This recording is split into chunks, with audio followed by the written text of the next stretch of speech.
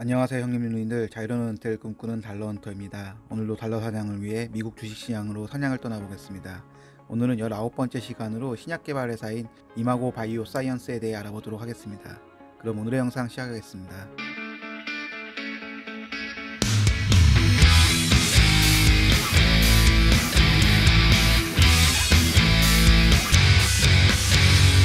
먼저 회사 정보부터 보시겠습니다. 이마고 바이오 사이언스는 2012년 설립된 골수질환 치료제를 개발하는 신약회사입니다. 대표 신약 후보 물질은 보메뎀스타트로 골수암의 일종인 본태성 혈소판 증가증과 골수 섬유증 치료제로 임상 이상이 진행 중입니다. 무엇보다 최근 머크의 인수로 인해 주가가 100% 이상 급등한 주식으로 이름을 알렸습니다. 회사는 2012년에 설립되었으며 CEO는 닥터 휴영 리에노프입니다. 연봉은 70만 달러, 하나 7.7억 원으로 미국 바이오 회사의 CEO의 연봉치고는 뒷자리 0이 하나 부족해 보입니다. 굳게 담은 입술에서 무언의 메시지를 느낄 수 있는 것 같습니다. 회사는 미국 캘리포니아주 샌프란시스코에 위치해 있으며 제약회사가 모여있는 단지에 위치해 있습니다. 샌프란시스코 베이에 인접해 있다 보니 창의력에는 많이 도움이 되겠지만 업무에는 오랜 시간 집중하기는 어려워 보입니다. 직원 수는 41명이며 주요 품목은 제약제품이며 섹터는 헬스케어, 산업군은 생명공학입니다. 연가제 문제표를 보시겠습니다. 2019년 나스닥에 상장한 회사로 매출은 없으며 영업이익은 2021년 마이너스 4,200만 달러로 2020년 마이너스 1,800만 달러 대비 235% 적자폭이 증가하였습니다. 연간 매출과 이익 트렌드를 보면 매출은 없고 영업이익의 적자폭은 큰 폭으로 늘고 있습니다. 분기별 재무제표를 보시겠습니다. 매출은 계속 없으며 22년 3분기 영업이익은 마이너스 1,700만 달러로 2분기 마이너스 1,400만 달러 대비 25% 적자폭이 증가하였습니다. 분기별 매출 이익 트렌드를 보면 적자폭이 더 증가하는 추세는 아닙니다. 기본적 분석을 보시면 매출은 없고 영업이익은 마이너스 4,200만 달러, 하나 마이너스 468억 원으로 인단 매출액은 없고 영업이익은 마이너스 100만 달러, 하나 마이너스 11.4억 원입니다. 점수를 매겨보겠습니다. 연간기준 매출은 없고 영업이익은 적자이므로 모두 0점을 주겠습니다. 분기기준 매출도 없고 영업이익은 적자이므로 모두 0점을 주겠으며 인당 영업이익도 적자이므로 0점을 주겠습니다. 다음으로 이마고 바이오 사이언스와 같은 산업군 내에서 고평가인지 저평가인지 비교해보도록 하겠습니다. 해당 자료는 시킹알파를 참조하였습니다. 바이오 산업군 내에서 총 6개 업체를 비교해보겠습니다. 비교할 회사는 이마고 바이오 사이언스와 미국의 생명공학 회사 맨카인드, 트레버 테라피틱스, 인히브릭스, 알로진 테라피틱스와 캐나다 바이오 회사 벨루스 헬스입니다. 제가 비교할 지표는 매출, 주당 매출, EPS, 순이익, 총이익, 에비타, 영업이익과 ROE이며 해당 자료는 연간 기준이 아닌 최근 12개월 기준의 자료입니다.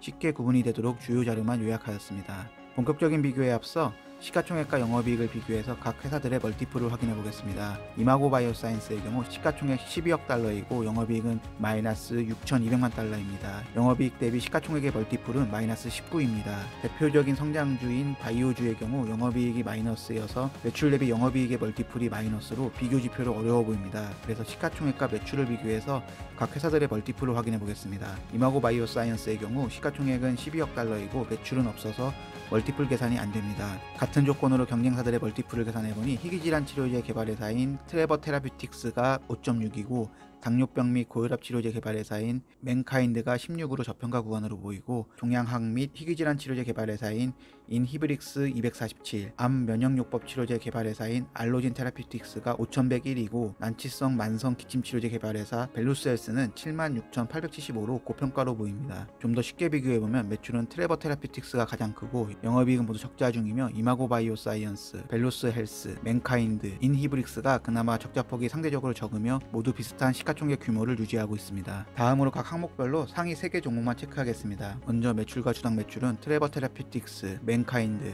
인히브릭스 순이고 총이익은 트레버 테라피틱스, 맨카인드, 벨루스 헬스 순이고 EPS, 순이익, 에비타, 영업이익, ROE는 모두 마이너스여서 평가에서 제하겠습니다. 이마고 바이오 사이언스의 ROE 트렌드를 보면 특이점은 없습니다. 점수를 매겨보겠습니다. 시가총액 부분은 산업군 내에서 비슷함으로 5점을 주도록 하겠습니다. 매출, 주당 매출, EPS, 순이익, 총이익, 에비타, 영업이익, ROE 모두 안 좋았습니다. 다음으로 업체들의 주가 움직임을 비교해 보겠습니다. 5년 동안의 주가 움직임을 보면 암 면역치료제 개발회사 알로진 테라피틱스가 가장 많이 상승했었다가 지금은 많이 빠진 상태이며 종양학 및 희귀질환 치료제 개발회사인 인히브릭스도 두 번의 큰 상승 후 많이 빠져 있습니다. 그나마 이마고 바이오사이언스는 상승 중입니다. 1년 기준 상승률로 보면 대부분 좋지 않은 상황이며, 그나마 이마고 바이오사이언스가 최근 머크의 인수로 인해 61% 상승하였고, 난치성 만성 기침치료제 개발 회사인 벨루스 헬스가 28%, 당뇨병 및 고혈압 치료제 개발 회사인 맨카인드가 9.8% 상승 중입니다. 다음으로 차트를 기준으로 뉴스를 보도록 하겠습니다. 일본 기준에서 거래량이 많았던 날의 뉴스를 확인해 보겠습니다. 2022년 11월 21일 뉴스를 보면 머크 혈액장애 치료제 포트폴리오 확대 위해 이마고 바이오사이언스를 13억 5천만 달러에 인수라는 호재 뉴스와 함께 전일 종가 17.4달러에서 당일 종가 35.59달러로 100% 상승하였습니다. 이게 뭔 일이래? 자고 일어나니 주식이 100% 급등하는 꿈속에서나 가능한 일이 현실에서 일어났습니다. 다음으로 차트 분석으로 돌아와서 마켓 스크리너를 통해 일봉을 확인해 보겠습니다. 일봉에서 보면 장기 저항대인 21.85달러를 점상으로 뚫어버렸으며 차트 분석이 의미 없는 자리에 위치해 있습니다. 다음은 팀 랭크스를 통해 애널리스트 의견을 보도록 하겠습니다. 5명의 애널리스트 의견이 있고 5명 모두 보유 의견이며 평균 목표 주가는 36달러입니다. 내부자 거래 내역을 확인해 보겠습니다. 팀 랭크스에서는 매도 거래가 대부분입니다. 야후 파이낸스를 통해 보면 매수 거래 14건, 매도 거래 9건으로 보이지만 최근 내역을 보면 매수는 스탁 옵션을 행사한 주식이고 옵션 행사가는 주당 2.52달러이며 11월 2일에 매도한 가격은 주당 17.9달러에서 18달러입니다. 7배 이상 수익이 나서 기뻐해야 할 상황으로 보이나 11월 2일에서 2주만 참았더라면 11월 21일 머크의 인수가 발표나며 주가는 36달러까지 한방에 100% 상승하였습니다.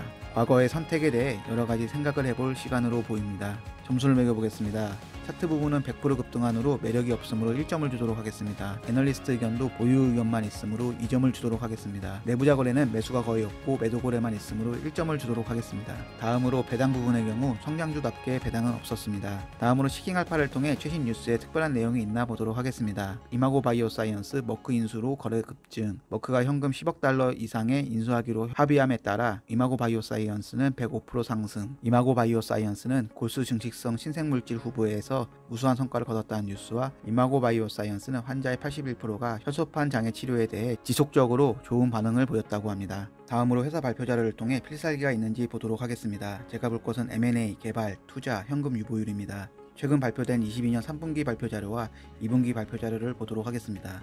이마고 바이오사이언스는 대표 신약 후보 물질인 골수 증식 치료제인 보메덴스타트를 진성 고혈소판증, 골수 섬유증에 대한 임상 이상이 진행 중입니다. 보메덴스타트는 LSD1 저해제로서 LSD1은 유전자 발현을 조절하는 후생 유전학적 단백질로 골수 줄기세포 증식에 관여하며 다양한 암에서 증가합니다. 보메뎀스타트는 현재까지 200명 이상의 환자를 대상으로 일상 및 이상에서 안정성 및 내약성을 확인하였다고 합니다. 그리고 투자자들로부터 3.4억 달러, 하나 3,700억 원의 투자를 받았다고 합니다. 골수 증식 치료제인 보메뎀스타트는 LSD1 억제제로 FDA에서 희귀의약품 및 패스트트랙 선정이 되었습니다. 혈액 내장벽을 통과하지 않아서 안전하고 200명 이상의 환자 대상으로 평가를 완료하였습니다. 보메뎀스타트의 전반적인 임상 현황을 보면 일반적으로 내약성이 우수하다고 합니다. 내약성이란 약물을 투여했을 때 환자 또는 임상 피험자가 부작용이나 불편감을 견뎌낼 수 있는 정도를 말합니다. 200명 이상의 환자를 대상으로 진행하였고 주요 이상 반응은 낮은 수준이며 소수만 중대한 이상 반응과 연관이 있었다고 합니다. 단일요법으로 중요한 임상 결과를 보여주었는데 적정 용량 투여로 골수 섬유증과 본태성 혈소판 증가증 환자에게 적정 혈소판 수치로 개선하였으며 대부분의 골수 증식성 종양 환자에서 임상적 개선이 있었으며 고위험 골수 섬유증 환자 집단에서 급성 골수성 백혈병으로의 진행이 없었다고 합니다. 추가로 이마고 바이오사이언스는 22년 12월 12일에 ASH 2022에서 보메뎀스타트의 임상 이상 결과를 발표하였습니다. 먼저 골수 섬유증 결과는 2022년 10월 28일 기준으로 보메뎀스타트는 24주차의 환자의 66%에서 비장부피 감소와 환자의 65%에서 총 증상 점수 감소를 나타냈습니다. 그리고 골수 섬유증 환자 집단에서 급성 골수성 백혈병으로의 진행이 없었다고 합니다. 본태성 혈소판 증가증 결과는 24주 동안 보메뎀스타트로 치료받은 환자의 100%가 정상 범위의 혈소판 수를 달성하였으며 첫 번째 정상 혈소판 수까지 걸리는 시간은 10주였습니다. 48주 동안 보메뎀스타트로 치료받은 28명의 환자 중 89%가 48주까지 정상 범위의 지속성 혈소판 수를 달성하였습니다. 다음으로 3분기 재무제표 결과를 보겠습니다. 매출은 없고 영업이익은 적자 중입니다. 분기 기준으로 22년 3분기 영업이익은 마이너스 1,754만 달러, 하나 193억 원으로 21년 3분기 1,172만 달러, 하나 129억 원 대비 적자가 49% 늘었습니다.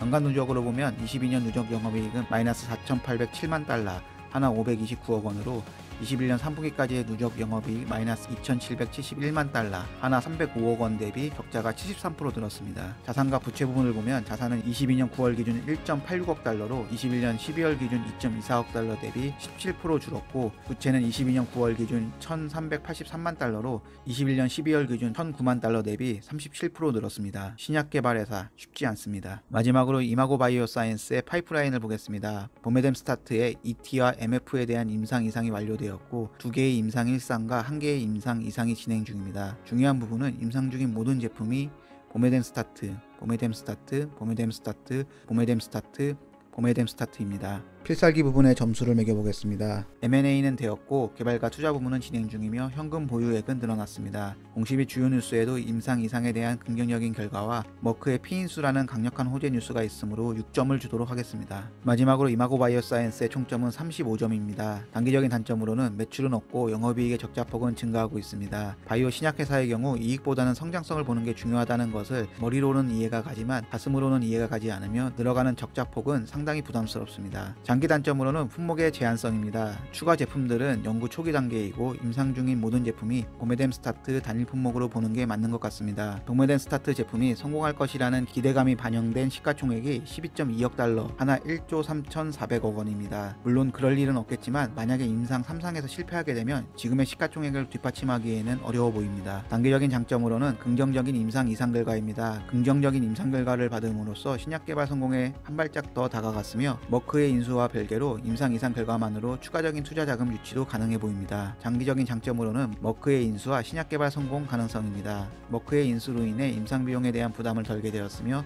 이로 인해 3상의 성공 가능성이 상당히 늘었다고 생각됩니다. 참고로 계약 조건을 보면 머크의 자회사를 통해 이마고 바이오 사이언스를 인수하는 계약으로 이마고 바이오 사이언스 주식을 주당 36달러에 매수하는 조건으로 이는 프리미엄 107%를 반영한 가격입니다. 인수 규모는 약 13.5억 달러, 하나 1.5조 원으로 계약 진행은 주식 공개 매수를 통해 이마고 바이오 사이언스 주식을 100% 인수하게 됩니다.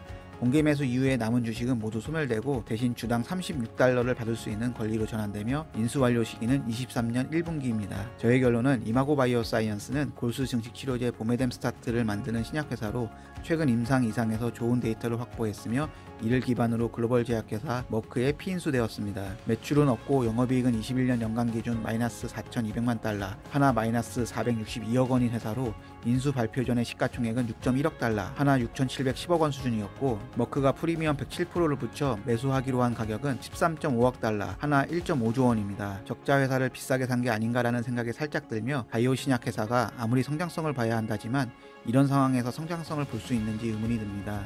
오히려 비싸게 산 머크가 살짝 걱정이 되는데 시총 2,780억 달러, 하나 363조 원, 현금 보유 112억 달러, 하나 12.3조 원을 보유 중인 머크를 제가 걱정할 수준의 회사는 아닙니다. 어쨌든 인수 발표 전에 주식을 매도한 직원들은 인수 계획을 정말 몰라서 판 건지 아니면 다른 조건이 있었던 건지 의문이듭니다. 아 잠깐, 남들 돈 벌었다니 하지도 말어. 나 아니면 다 쓸데없으니까. 다음번에는 한방에 있는 바이오 산업군에서 매출은 있지만 적자로 인해서 바닥을 기고 있는 종목 중에 당뇨병 및 고혈압 치료제 개발 회사인 미국의 생명공학 회사 맨카인드의 분석 영상으로 돌아오겠습니다. 형님 누님들의 행복한 은퇴를 응원합니다. 긴 영상 시청해주셔서 감사합니다. 구독과 좋아요는 사랑입니다.